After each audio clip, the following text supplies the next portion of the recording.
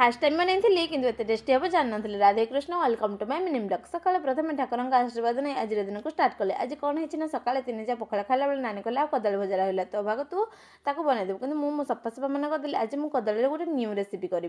तो कदली को छोट छोट साइज रे काटिदेकी टिके गरम पानी में 2 मिनट सिझिला गोटे जगार कदली को काढ़ी ने। कदली उपर कॉर्नफ्लावर गुंड, कलर लंका गुंड, अदा रसुण छेचा, लुण देकी भल भाव में गोलैदेवे। गोटे तेल कड़े छाड़ी ने।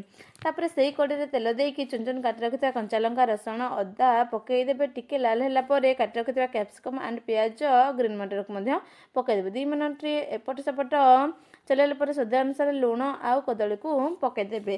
तापर चिली सॉस और टमाटो सॉस ऐड करदे। भलसे सबकिछि मिसेबा पर ये कॉर्नफ्लोर पानी दे टिके बैटर बनईदेवे। तापर पकईदेवे। तापर ये आमर 2 मिनट चला पर रेडी हो गला कदली चिल्ली। आपण मैंने खाई